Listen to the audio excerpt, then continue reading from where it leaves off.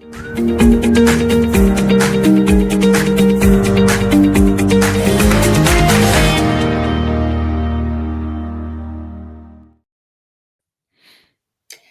everyone, and welcome to another Energy Realities podcast. Today, we're talking about AI and data centers and energy demand with Tammy Nemeth in the UK. Hi, Tammy, how are you today? Hi, I'm doing well. How are you doing? Great. Summer is upon us yet again, and it's hot. How's the weather in the UK? It is great. We had we had rain all weekend, which is great because everything was looking kind of dry, even for England. Okay, send some my way, please, because it's been really dry here. And we have David Blackman in Texas. Yeehaw. Howdy, How are y'all. things in Texas? Oh, it's just beautiful. We had major thunderstorms come through here overnight, kept me awake about half the night, 60-mile-an-hour winds. And today it's just so beautiful and fresh. It's really nice. Everybody's getting rain but us. Stu, how are things in Oklahoma? Did you get rain Absolute, too? absolutely wonderful. My backhoe has diverted all the water that David was talking about, and the road's flooded. His road is now gone. So, a backhoe and ruining your neighbor's life, a great day. As I said before the podcast began, you should really, somebody should adapt this neighborly feud for the screen. But let's talk about AI and data centers and about energy demand from data centers and how, who can supply the energy that these data centers demand. Tammy. Oh boy, start with me. Yeah, because the Starmer government has these ambitions about turning the UK into a data center hub or something. He's very big on AI, I understand. Yeah, I mean, so this is one of the paradoxes, of course, with the UK energy situation is that at the same time that reliable energy is being, you know, shut down or whatever, they shut down the last coal-fired plant last year. Um, and they're installing as much wind and solar in the UK as they can. And the nuclear production is taking forever. I don't know when the one that's been under construction for like 20 years will be ready. In 20 So, years.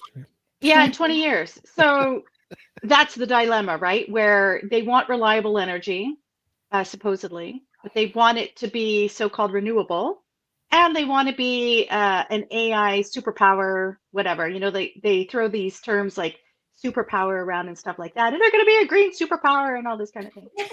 Um, so it's a dilemma because they're trying to recruit the AI data centers and other data centers into the UK. I think every country wants their own center for whatever reason. I see lots of European countries saying, come build your thing here. And the United States, of course, has their Stargate Center and so on. And Canada's pushing for it and so on. So the energy has to come from somewhere. And at least the United States is saying, hey, look, if you want to build your own power generation to go along with your data center, fine, that's great. Use natural gas, use coal, even if you want. Nuclear is fine, but that takes forever. So you have, like, for example, I'm sure David or Stu is going to talk about this, but we have Meta saying, well, we'll have the 3 Mile Island, will turn that back on, or will prolong the life by 20 years, I think is one of the articles that David sent around, where they'll prolong the life of a nuclear power plant by 20 years so that they can have the energy. The UK, I don't think, has that luxury. They actually blew up the coal power plants to show that no one would ever reopen it again. So now what? And then you have Larry Fink, who back in January at Davos was waxing poetic about how AI is going to change it all and make energy transmission more efficient. We just need to, I guess we'll have to use some natural gas to build some power. I'm like, well, how quickly does that take? How long does that take to build anything? And as we've discussed before, are there even enough gas turbines available off the shelf? What's the waiting time for that? So it's a dilemma for these countries that have been buying into the transition, and now it's like, oh crap, we need this power. Where's it going to come from? And what sacrifices of the ideology must be made in order to have the AI that will control everything we do? Oh, thank you. That's great. I wanted to ask David next. Do you think that big tech is giving European governments, especially, a reality check, and the UK government? Because, as Tammy said so eloquently, they need electricity supply and they need it stable, which cannot happen with wind and solar. And everyone, is not just the UK, the European Union also wants to be an AI, a digital tech superpower. So what do you think about that, David? Well, every time I hear anyone at the EU talk about being a superpower in anything, it just makes me laugh, because I mean, when was the last time the European continent, and I realize, Irina, you live there, and I'm not trying to insult you, but since the EU came about, okay, what major technological innovation has been created by any European country? Has there been one? Yes, the attached bottle cap, so we don't waste as much. Okay. Yeah, see? Okay, I all have right. them I'm too. sorry. Yes, I've actually, in fact, my wife and I actually recognized that when we were in Barcelona last year. You know, we got some bottled water and those things. You know, it was pretty cool. That's actually a great invention. But on AI, But it's plastic. How dare you? So but it annoying. is plastic. Yes, It's plastic. full of forever chemicals and all that nonsense. Uh, but so AI and data centers. Well, you know, probably I'm going out on a limb here and saying that Ursula von der Leyen and her Central Committee are not going to be able to make their group collection of countries the leaders in AI technology. Now, there will be data centers built over there because you're going to need them. AI technology is going to be global. It already is global, and it's only going to continue to expand because governments have no clue how to regulate it. And we may not even want them regulating it. I still am kind of on the fence about that. But the reality is this. They're going to grow very rapidly. The data centers are enormous. They're huge power hogs. They probably require much more power than they admit to. And, you know, these tech companies like Meta and Microsoft and Google and all these big tech companies that are entering into their big agreements for their own proprietary power provisions are not going with wind and solar and stationary batteries, which they wanted to do initially. If we remember the conversation from just a year and a half ago, they were all boasting about how they were going to power their data centers with wind, solar, and stationary batteries. But there's a catch to that, and it's this pesky requirement that the data centers need to be up and running what they call 5 nines, which is 99.999% of the time. You can't have what happened in Spain and Portugal recently to happen to these data centers. You can't just go dark for a day or two and continue to run your business. And so they immediately, about mid-year last year, started this big major search for alternatives to wind and solar.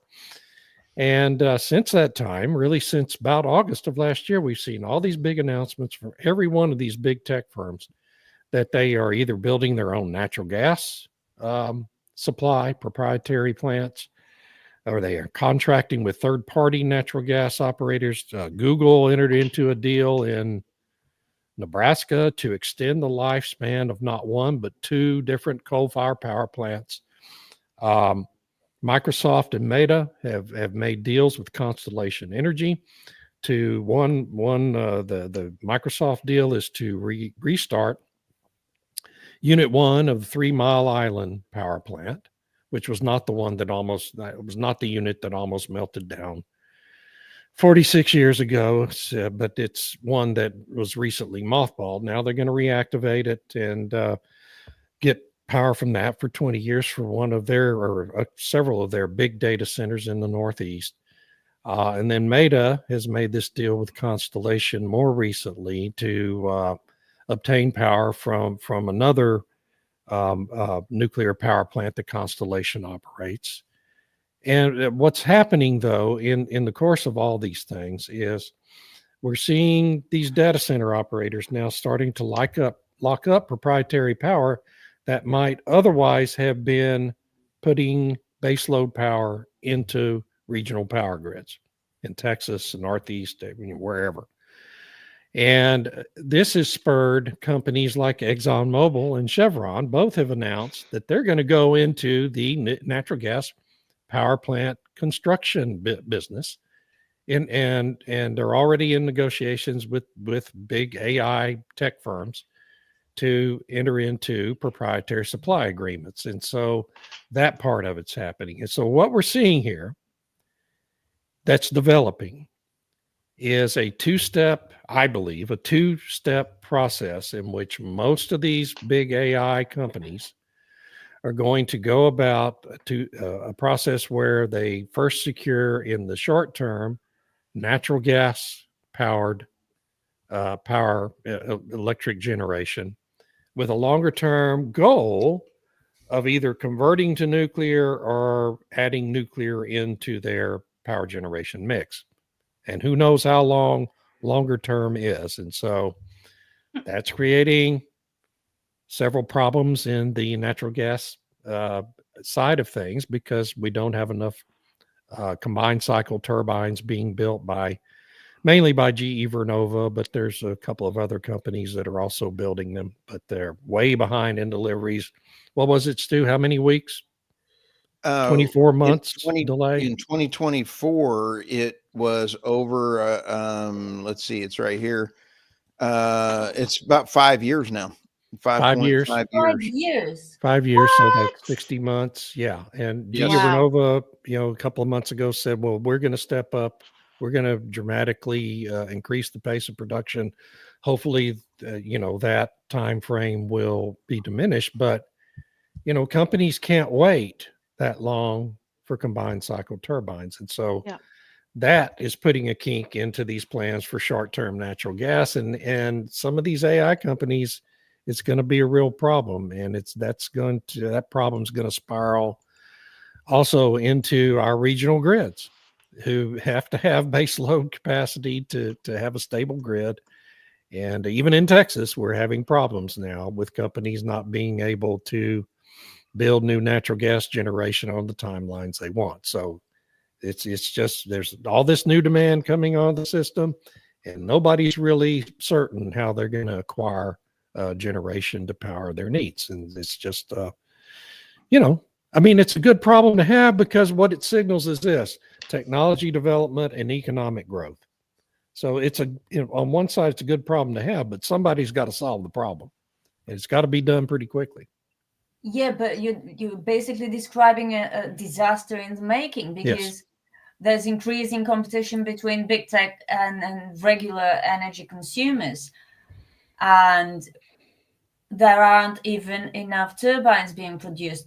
And when you said that GE Vernova was going to accelerate production times, wouldn't that have an effect on the quality of what is being produced? It could. It certainly Which could. could be a problem. Stu, what do you think? Well, is there a disaster in the making? Me being dramatic as I like to be. I'm going to throw some good old American ingenuity under the thing here, and that is what I'm tracking in my day job, and that is what money to invest where, and what companies and what trends are happening either in the oil field, oil and gas investments, or who's going to survive. And in the Stargate Abilene data center, where spent half my time, and that is they've got their own natural gas power plant there. How they're getting around this, David, is they have got jet engines lined up so that these are smaller turbines that are small jet engines that are readily made, and they're putting in a whole new line here. So a jet engine is now going to be used for natural gas turbines. And I'm starting to look at who to invest, who's making these small things. And then once the data centers are built, those jet engines can just sit there and be backup power, on demand power sources. So it's a great investment That's for cool. a data center. So it's distributed environment that we're now seeing. So instead of centralized management of grids, we're going to see decentralized management. This is where AI is really coming into the grids, where you're going to have AI trying to decentralize control. You're going to see much more microgrids rolling in. Data centers are going to have smaller generation because you can build a lot of these smaller ones faster than you can if you had to build one big one. Permitting is again. And we've got a great comment here from David. It's not just GE Vernova producing gas turbines, it's Mitsubishi, Siemens. It's a stretch to think these OEMs are going to sacrifice quality. And I agree with that statement. And when we take a look, asking, I wasn't suggesting anything. But it does happen when you try to. So here's the article that I put out a couple of days ago: was the smaller jet engines to the rescue, the reliability. Are these Band-Aids? Is it this? But this is part of the larger trend. And the larger trend is those with the money can afford microgrids. Yeah. And those that can afford power will be able to have all the power they want. So I started asking where in the United States, and I'm then expanding this out, where in the world. And in the United States, it is, oh, by the way, mostly Republican. There's only one or two Democrat states that you would want to put a data center. So California is, Tom has got an excellent point here already this morning. Good morning, Tom. Centralized energy is a weak exposed strategy. And Tom, I want to also add, so is grid interconnects internationally. I mean, this, not only are we talking about, I mean, this is like holy smokes Batman moment. I think Energy Realities has hit our stride here as a podcast with everything that's going on and all the articles that I have lined up. I have about 30 articles that I'm lined up on who to invest on, where I'm going to be making my money, and how everything is rolling through. And it is all coming down to energy security starts at home. And people, it is that simple. I mean, I'm not a rocket scientist. You can tell by my hairline that I am not a scientist. That actually sounds really pertinent to what you said about the UK being an AI superpower. How are they going to do it with imported electricity from Norway, which Norway doesn't want to, increase its energy exports to the UK? Actually, I think they're going to do what I talked about before back in January, is that there's going to be a segregated system. So the citizens will be stuck with unreliable wind, solar batteries, whatever. And then those that are deemed essential will get the reliable power that's left from the natural gas that they do have. So there are natural gas power plants in the UK and there's hydro. And I think honestly, it'll be a preferential system where depending on whether you're essential or not, you get access. You get first dibs, right? And then the rest of us who aren't essential will be left with some kind of distributed wind and solar battery kind of thing. That's my theory. I don't know if that will actually happen. I hope not, but that seems to be the trajectory that we're on. And I wanted to draw attention to a bill that just passed in Oregon, where data centers have to pay a new electricity rate much higher, because the argument was that the data center power draw was increasing price to Oregon consumers. So they passed a bill increasing Good. the price for data centers. And the thing is, if you have an industrial price, shouldn't it be the same for everybody, regardless of whether Seems you're a like, data center or not, right? yeah. If you're using a lot of energy, you're going to be paying that price, and it'll be what you pay. But to try it now, they're going to say, well, data centers have to pay more. I haven't read the bill. I don't know. Maybe there's something more in there, David. I don't know if you've seen it. If other industries will also be charged a higher rate. There should be one industrial price, not Insane. based on what your industry is. So yeah, I think it's just absurd. And then if I can just go back to a little bit about the idea of proprietary supply. So if the jet engine idea is really cool, but it's I feel like there's a lot of different liabilities that are involved with the grid nowadays, and that there's all this competition coming on. So if we have a proprietary supply that gets fast tracked, because you don't have to do all of the sort of regulatory assessments and whatnot to bring something onto the grid, but you're just building it yourself, then that can make things quicker. But if there's no turbines and whatnot, then that's a problem. And to David's point about the wind, solar, and batteries that everyone was talking about last year, I've seen articles still this year talking about how Microsoft and Amazon, they're buying this wind and solar for their data centers and whatnot. And I'm thinking, well, they can put that on their books, and it's Right. great for their ESG score. Exactly.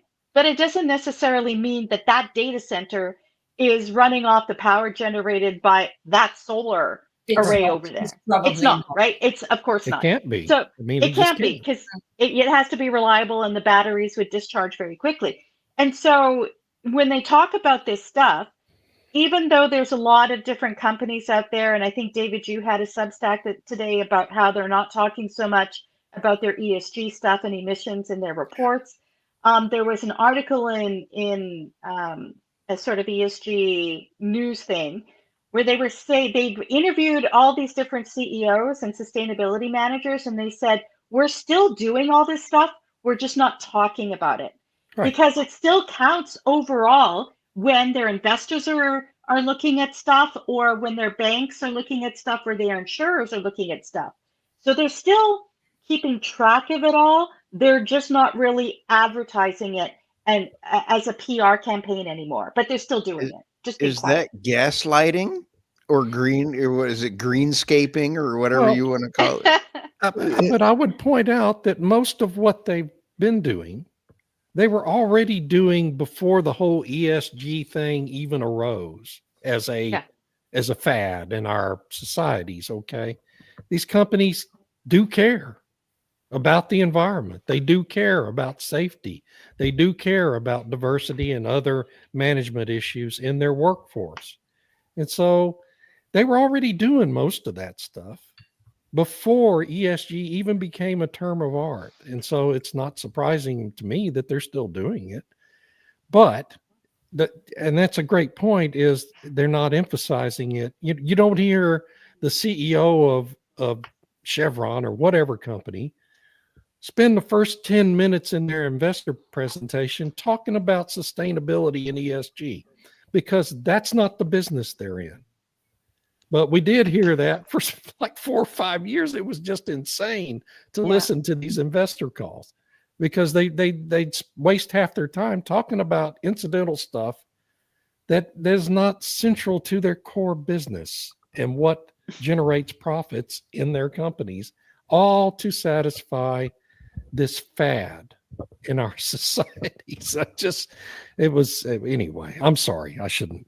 I'll shut up. Really, I also wrote a Substack about that. I actually searched and found the mentions of the words climate and emissions on proxy statements, because the Wall Street Journal wrote an article about it, and I wanted to look into it. And it's funny because I think that, first of all, David's right, they were doing things that are better for the environment, not necessarily emissions, but if it's bad for the environment, it's probably better for emissions, even prior to the fad. But now I think they've reached the limits of what they can do without going into unsustainable expenses, which is why they're talking about it less. I don't think many companies are that suicidal to keep doing emissions, whatever, tracking and scope 3 reduction, just, out of ideological considerations, Right. because it will cost them real money. And actually, there was a funny story. I think it was in the GM proxy statement for 2024, that most of the mentions of the word climate or the word emissions, I forget which one, came from a shareholder proposal for something, and the shareholder was an individual, an Amy something, who owns 150 GM shares. And they basically dismissed it. We're not going to do that. We're not going to report even more on our emissions.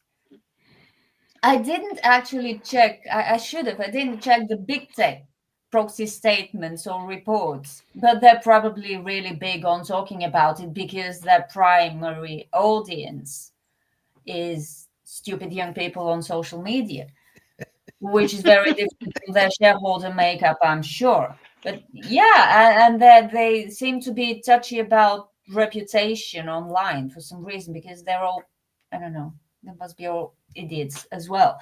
But let's talk about gas. Is the US going to be producing even more natural gas now that all these data centers are looking for more electricity, reliable? I want to give Steve Reese a shout out here just real quick, because I've been visiting with him, and he is working with data centers across the U.S. And I've got a series of interviewing CEOs of AI and data centers coming up, already in the works. And Steve has been really helping out as far as, he can't tell me the data centers that he's working on, but he can tell me trends because he's got NDAs and everything else. And so it is huge how much natural gas is coming around. But I also am seeing another trend, and that is foreign investment into U.S. energy to offset the tariffs. So the Trump tariffs have had not only a huge impact, but we just had in coal, China's bond market is going nuts right now, and it's about to fail. So what's going to happen? Japan owns a lot of the U.S. Treasury.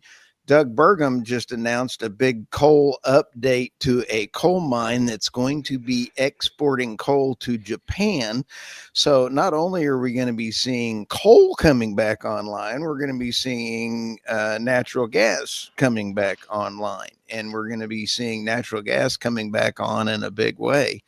So, and now what I want to bring up in a conversation is, I don't have a verification of this, but Chat GPT they tried to back up Chat GPT the other day, a little while ago, and it didn't want to be updated, and it made a backup copy of itself on other servers.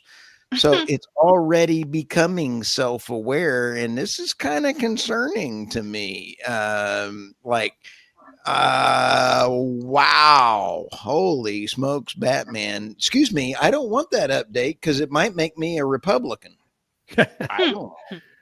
Yeah, This is why I said that bill in Oregon is a good idea. Sorry. Milk them for all they're worth and then shut down their data centers. I'm scared of artificial intelligence. I mean, it's not scary right now at this stage it's in, but what Stu is saying is concerning. It is, for sure. Absolutely, it's concerning. I know it's not fair. Tammy, what you said was right. If there's an industrial price, it should be for everyone. You shouldn't single out an industry to punish more than others. Yeah. But big tech is a different case. But And what Oregon's policy move shows is they want to not have data centers in their state, because the surest way to have less of something is to tax it. yeah, Single it out for a big, and higher rates is a tax tax. it out of It's just a existence. tax Or they with a just different make name. or they just make their own power. They Yeah. they take themselves off the grid altogether. So maybe it's an incentive to push if data centers want to stay in Oregon to just create their own power instead of being connected to the grid. That's Right. another That's the best maybe. kind of innovation, you know. Yeah. Yeah. And that's what we're Well, doing in that's Texas. I mean, That's what happened in we just Texas. passed a bill in Texas that's going to require data centers to build their own backup generator supplies for emergencies that will kick in just like at hospitals for emergencies. So they're going to be designated as critical infrastructure, required to have backup natural gas generation capacity.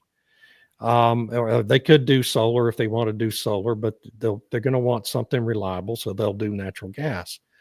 And I just want to, before we leave this topic of natural gas, point out that Doug Sheridan, one of my favorite writers at LinkedIn, had a great article last week. It was talking about a story that Bloomberg had written about, because it goes back to the problem with sourcing combined cycle gas turbines. Some of these data center developers are going to the acquisition of small simple cycle natural gas turbines, similar, Oh, yes. Yes. and they're arraying them similar to Stu's example of the jet engines being set up to power. And so there's a an abundant supply of the simple cycle gas turbines available right now. And so some of these developers are going to trying to build power that way. You can do it very quickly. The cost is low. And as long as you can control your emissions, you're going to be fine doing it that way. So there's, these are creative people, just like in the oil and gas business. These are scientists and very creative people who are good problem solvers, and they'll figure out multiple ways to solve their problems. Is there a way for coal power? Because I'm thinking also in terms of water that's required for the data centers for cooling. And, if you also need water for making the power. So, I don't know. What's a possibility that that coal takes off in America? Coal will be going on. I mean, the whole turbine regeneration. In fact, this is the planned retirement. I've been studying on this, and that is, these are the planned retirements in gigawatt on the study and the article that I've got going on. And you take a look at the sweet spot. Petroleum is the number one, needs to come off the grid. Then you take a look at natural gas. These are going to be the ones that are going to be easiest to really target and upgrade. And then you take a look at the coal, and the coal plant up over here is very tougher to get updates on the equipment than the other two. Yeah. First one is easy to go from oil to natural gas, but coal is a whole different structure. So I'm working on, again, which ones to invest in. But I do think, to Tammy's question, I do think we're going to be building more coal plants in the United States. I don't want to beat that dead horse again. I've said it many times. I think by the end of next year, we will be permitting new coal plants. We won't have it. We've already had 2 permitted this year. So, well, kind of, yeah. But I mean, they're really, isn't that a signal that they were going to permit it? Yeah. But I don't know. Has it they actually haven't been issued permitted? the permits yet. But yes, they're working on getting their permits.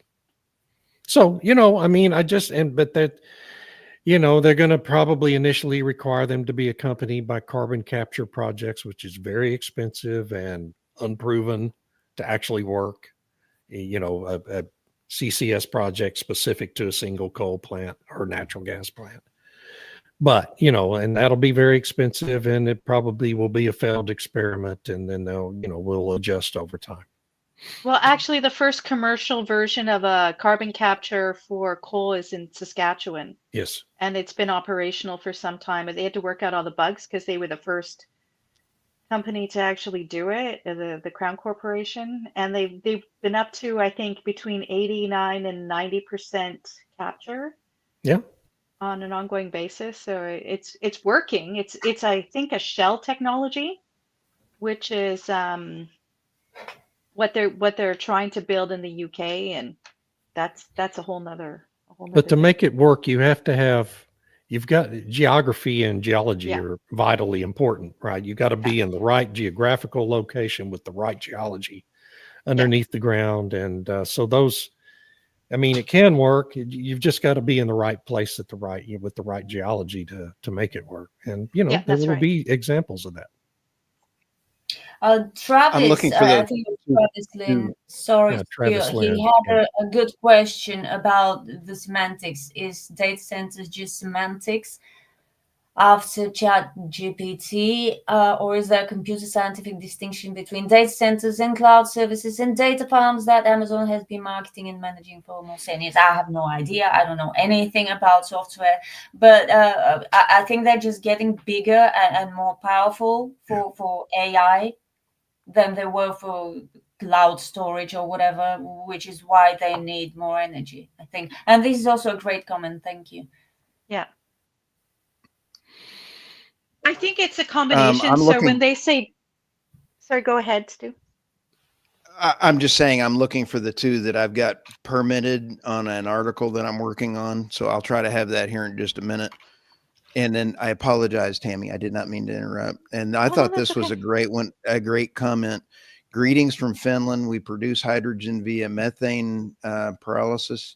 Therefore, natural gas is our feedstock, and we've been approached by data centers for power generation. The Pacific Yes. Northwest is one region that's interested in our technology. Thank you for bringing up natural gas in the conversation. The U.S. is our target market, and we're following the tariffs closely, but V45 also V45X, since we produce synthetic graphite and 45Q. Not sure what that means, but I'm going to go look it up. 45V is a subsidy in the IRA for hydrogen projects. Oh, thank you. Okay. 45X is another subsidy for other green things. But Good here's luck. my question about this comment, okay? Why don't you just use the natural gas to power? Why do you, I mean, aren't you raising costs tremendously by taking the gas, converting it to hydrogen, and using the hydrogen for power? The emissions are going to be the same either way. Why not just cut out the middleman? I don't understand all that. I've got to obviously do more research. Maybe it's cleaner. I don't know. Well, I mean, technically the hydrogen's going to have less emissions than the gas, but I mean, the process of converting the gas to hydrogen is going to have emissions. And so, I get it, and I agree. But maybe could be more efficient. I have no idea. maybe so. If they're maybe so. doing it and there's interest in it, then Yeah. it must be cost effective at least and economical. But where's the subsidies? What role do the subsidies play in making it economical? And do we count the cost of those subsidies in the economics? It's the eternal question about all this. Yeah. Oh, did you hear about Sonova? You must have seen the news. I'm in the process of writing a post on it at my Substack. Yeah. What happened? I didn't see. They went filed into bankruptcy. bankruptcy protection. Big rooftop solar. Oh, company here in the I US. did see that. I Yeah. did see that. I couldn't remember the name. Okay. Should So- have included that in the stories for today. But they didn't. The Reuters story didn't even blame Trump pulling $3 billion in loan guarantees. They blamed weaker demand and a great deadlock. Yeah. How do you accumulate? Sorry for going totally off topic, but how do you accumulate $10 billion in debt? I know. With all the Yeah. subsidies under Biden. Anyway, shall we And go on? California, which was their biggest market center. In California had subsidies too, but Newsom is taking those subsidies back now. So it's a great example. I want to say two things about that. It's a great example of the unsustainable business models these solar companies are built on. Because once the subsidies go away, The business model doesn't work. The second thing is I'm sure most of our viewers who are, mainly very educated folks in energy will remember the huge scandal during the Obama years about Solyndra. Solyndra was a solar panel maker that obtained a $500 million guaranteed loan from the federal government from this $10 billion pot of money Obama had been given by Congress to subsidize ventures like that. And they went bankrupt. And so they defaulted on the loan, and, taxpayers lost $500 million. Do you know what the loan guarantee to Sonova, just one of dozens of solar companies, was? Rooftop solar companies? $2.92 billion, six times Solyndra. Wow. And it's not a scandal. Why? Because of the magnitude of what was in the IRA. It's just a drop in the bucket, and there's going to be dozens of these, dozens of them. Oh my There already gosh. have been.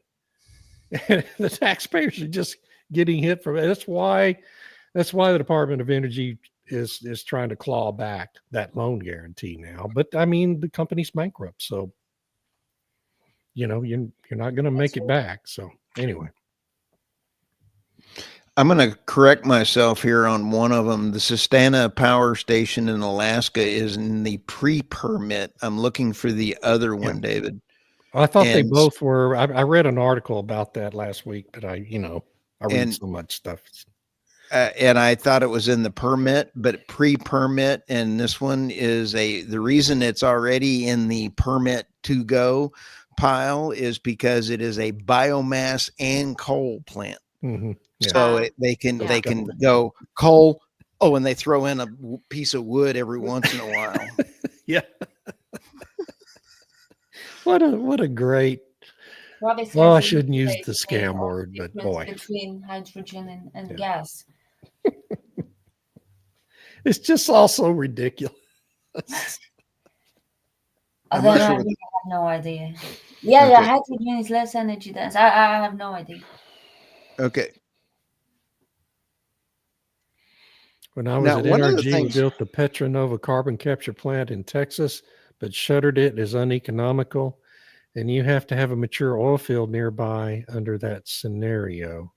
Yeah, that's why it worked in Saskatchewan, because there was the massive oil fields nearby. Then they were using some of the carbon capture for enhanced oil recovery, but then they changed the rules in Canada saying that you won't get credit for your carbon capture if it's used in enhanced oil recovery. So then they had to find an actual storage basin.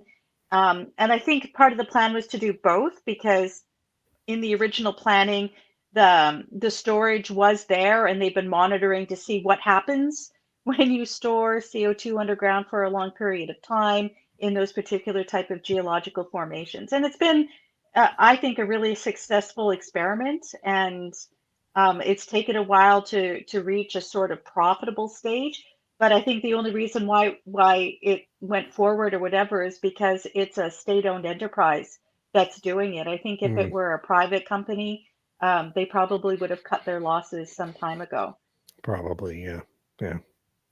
Okay, let's do stories. Stories.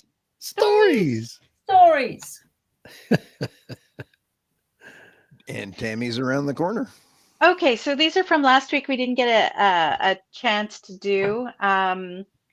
So Dennis McConaughey, who used to be with TC Energy, has written a couple of op-eds going about the Canadian new net zero under Mark Carney, who doesn't say net zero anymore. It's now something else, and nation building or whatever.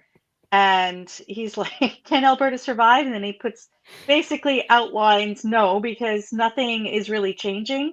So the whole process for trying to get projects done in Canada has to run this gauntlet of lots of different laws, consultations, regulations, activist pressure, Indigenous pressures, and so on. And so this slows absolutely everything down. I think the average to get a project through the regulatory process and start putting shovels in the ground is average 10 years, which nothing gets done. And for energy projects like oil and gas projects or whatever, good luck that things get approved and then they get yanked and saying, no, we're not going to go forward with this anymore, or they get approached with lots of litigation.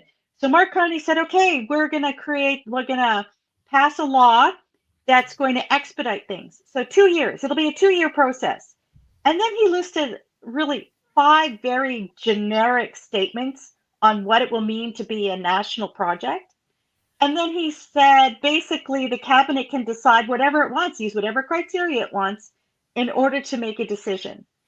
And energy is used just as a generic energy, any kind of energy. It can be oil, gas, wind, solar, whatever. And so far, the projects that are being touted is a massive offshore wind from Nova Scotia and New Brunswick on the East Coast to build an interconnection across the country to Oh, provide my God. electricity to Saskatchewan and Alberta so they stop using hydrocarbons. Oh, my That's God. one of the plans. And it's just like, are you kidding me? So can Alberta survive it? Probably not, because it doesn't change anything. They put forward this new law. It doesn't change any of the existing laws. It just says now cabinet says 2 years and then they'll make a decision. So no criteria has been given. It's just really, really general. So he's basically no. Alberta can't really survive. It's unlikely. They'll probably drag things out and in the end say no. So that was, this is the reality that's being faced in Canada. And I know Doomberg thinks that Carney's a pragmatist and is going to see the light and not, stay true to his values. And even though he talks about values all the time, I disagree. I think other people disagree. Like, I hope I'm wrong. I don't want to be right on this. I want to see projects actually get built in Canada. But the way this is going, it doesn't look like it. Things will be dragged out, and in the end, they'll get litigated.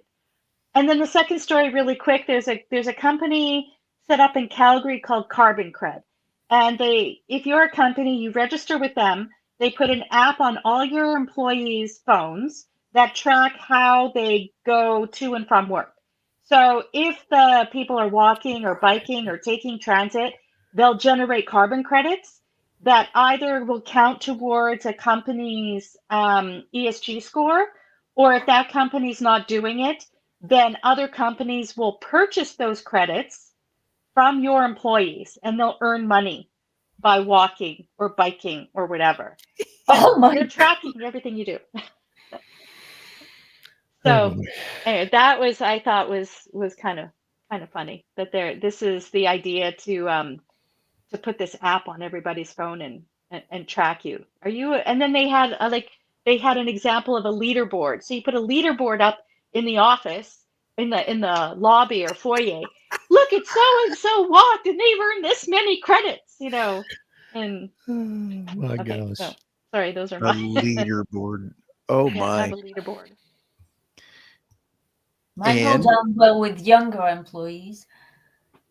Yes. Maybe. Yeah. Gamifying. It basically gamifies Yes. all this different kinds of stuff. And So from that, it's smart from Horrible. that standpoint. Yeah. yeah. So my Substack, I wrote about these new 5 criteria on what's considered a national interest project, and I call it the Wicked Stepmother's If, Great which post, is by from the way. It's really good. from Cinderella. If Yeah, you can do this, you can go to the ball. But yeah, you never meet the.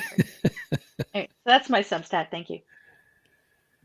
Okay, so the first story on the right, I'll address that first, is Constellation's deal with Meta for the nuclear power for their data center. We've talked about that already. Second one is Bloomberg had a story last week. So Bloomberg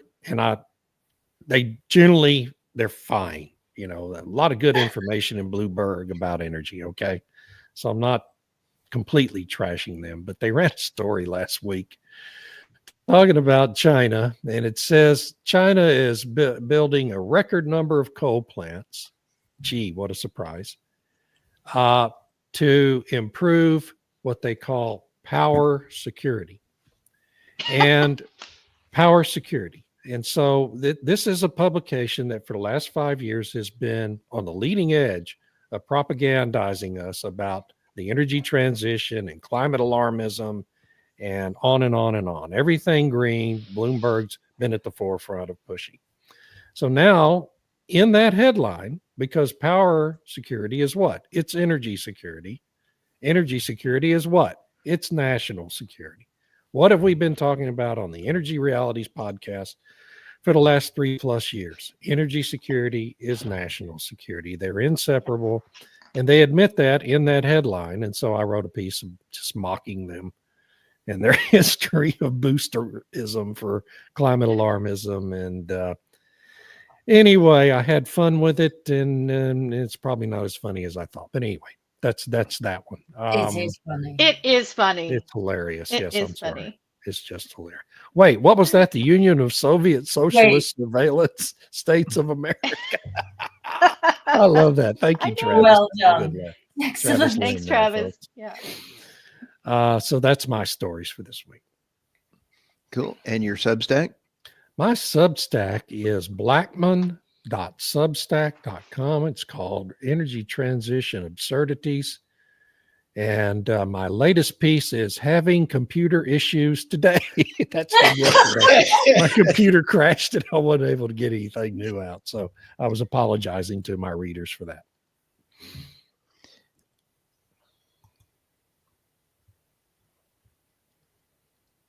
Are these mine? Or are they- Yes. I don't remember which stories I sent. Yeah, so the one on the right, that companies quietly watered down climate claims in latest investor report, was what I talked about in my Substack today. I took a stroll around proxy statements. I had no idea they're such a fun read. Not all of it. I didn't read all of them. They're 100 pages each. But what was hilarious for everyone who has a Wall Street Journal subscription is how outraged the authors were, nitpicking, doing what I did, counting references to climate, to emissions, to green technology, and how one company in its previous proxy statement talked about reducing its carbon footprint by holding its some sort of meeting online instead of physically, and how this year they didn't mention it, even though the meeting was also held online rather than physically, but they didn't mention it. Basically, how dare they not talk about this? And related to this, it's amazing. This from the Wall Street Journal, come on. And kind of related to this is another story from the Wall Street Journal, that climate startups are pausing operations, cutting staff, and entering bankruptcy as Trump policies bite. Well, no, it's not Trump policies as we saw with Sonova. It was debt and lower demand. I mean, if you can't survive, even with all the subsidies, come on. Climate startup. What is even a climate startup? They're talking about battery makers and stuff like that. It's not Right. climate startup. That's a battery manufacturer or whatever. Yeah. That's But a it good is the Wall point. Street Journal. What does that mean, climate startup? How are they defined? I mean, yeah. Everyone who's doing something transitioning, wind, solar, batteries, this sort of thing. Probably EV chargers as well. Is GM a climate company? Well, not a startup, obviously. Is any car maker that makes EVs a climate company? Not Ford and GM. But, I mean, Tesla and all the bankrupt pure EV makers. Yeah. they're Yeah, but climate nobody's startups. calling Tesla a climate company. No. It'll be ridiculous. No, Tesla's a lot more than that. Yeah. So climate startup to me sounds like subsidy ticks. Sorry. I'm sure they mean well, at least some of them. But What that's how companies- they sound. What company in the UK is blocking the sun? Oh, That's that's a climate startup. that's a research project. I don't know if it's a specific company. It's the UK Research Institute, Science something people. or other. It's a good reason to install more solar. I know. Can't make it Sorry. up. So that's all from me. And your Substack? And my Substack is Irena Slav on energy, and yeah, I just said what I wrote about today. It was fun. It was really fun. All right. And I'll tell you, David, I want to bring up this point here. Let me share this. And China's energy mix is very interesting. And I just wrote an article on China's energy mix and the how they've actually made money off of the investment. And let's see if this actually works. Let's see here. I'll try to be smoother next time. And so when you take a look at where did it go? I don't know. There it is right there. Okay. China's energy mix and the investment made on the backs of Western net zero movement. You take a look at China's energy mix, they actually are 55%, which is 5,060 terawatts. But you look at their renewables and you look at their hydropower, wind, solar, they've actually made money off of net zero policies, and especially off of the US by net zero energy policies, translated that and then turned that into all of their equipment and how it's been and done. So you got to hand it to China in making money off of net zero energy policies. Well Yeah. done, China. I had fun writing that one. So Yeah. let's go. Back to, I got to get a little faster at this here, guys. You hire the handicapped on this podcast, and you take a look at the articles. One of the big stories in the U.S. right now is California is self-imploding. And I had a really great time writing this one. The great decline of California's energy sector. Can the United States be energy dominant, with the California dragging the U.S. down? Currently, California imports about 70% of its energy. And when you take a look at how those numbers came around, I know that article went to a lot of people's desks that you would know.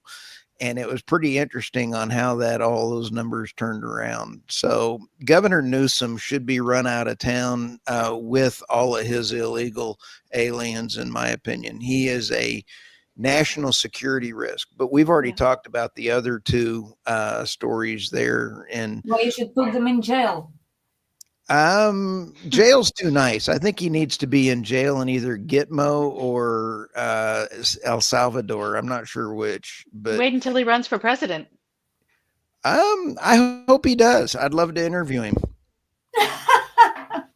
And you can find me on my Energy News Beat, and I had on my Substack, the Energy News Beat Substack. We had a story of Alaska, which is rolling out a huge amount of natural gas, LNG export. The state is thrilled. There's going to be thousands and thousands of new jobs. And then you have the other side of the event, with California being an absolute travesty for high costs of energy. They are about twice as high as the national average in the United States. Of what not to do, California is absolutely a shining light of stories for David Blackman's energy absurdities. So I would like to thank all of our listeners on the Energy Reality podcast. I think that it is absolutely a lot of fun with you all as energy experts. And I just like to thank you all for all of the time that you put into this. This is a lot of fun. It is a lot. And we learn a lot. I learn a lot from the comments. Thank you. Yes, for sure. Love the comments. Any last words? I'm tired. Already morning. Well, have a great week, everyone. Listeners, panel. Thanks, everybody. And we'll see see you you guys next week. all next week. See Next ya. week. And Thank we're in- you. Bye-bye.